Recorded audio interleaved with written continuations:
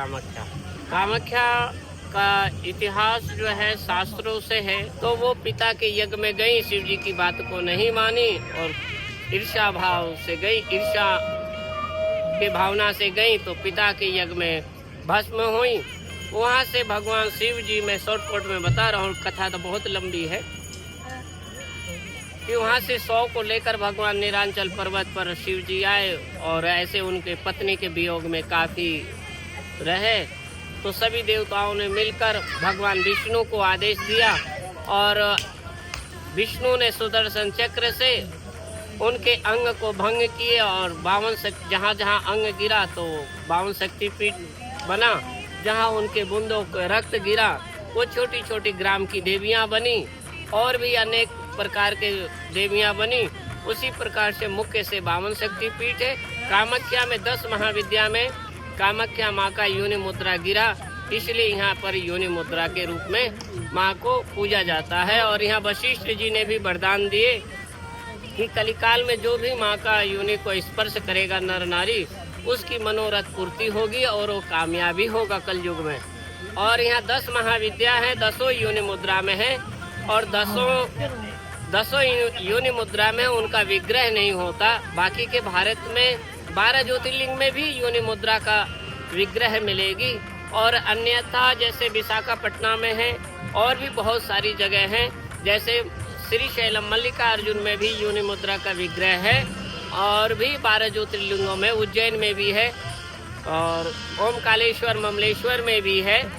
ऐसे हर जगह माँ के योनि मुद्रा में विग्रह प्राप्त होगा।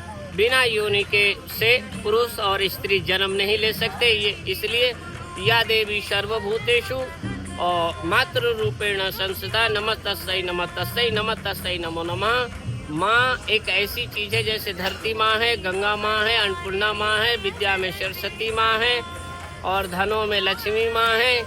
और उसी प्रकार से ये चारों दिशाओं में माँ ही बैठी है।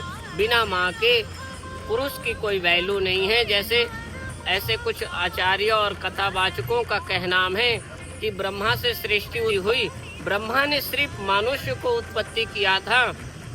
मनुष्य को उत्पत्ति करने के बाद में सब जंगल में भाग जाते थे।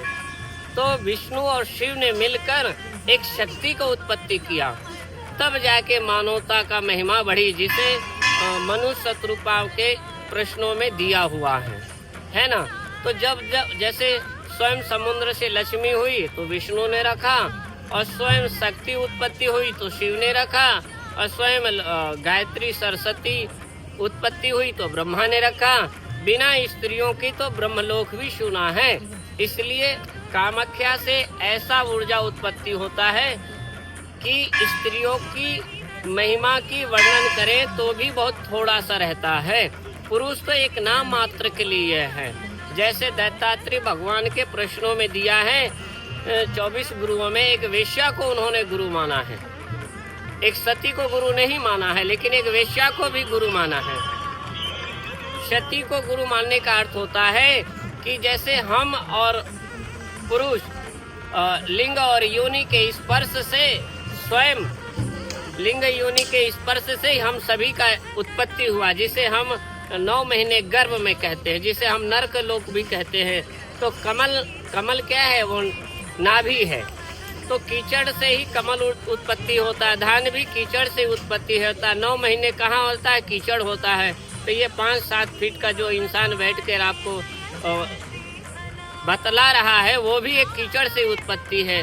तो इस कीचड़ में भगवान नारायण देवी देवता भी आए और उत्पत्ति हुआ और देश की सुरक्षा की और देश का विकास करके फिर अंतर्ध्यान हो गए। जय सिया राम।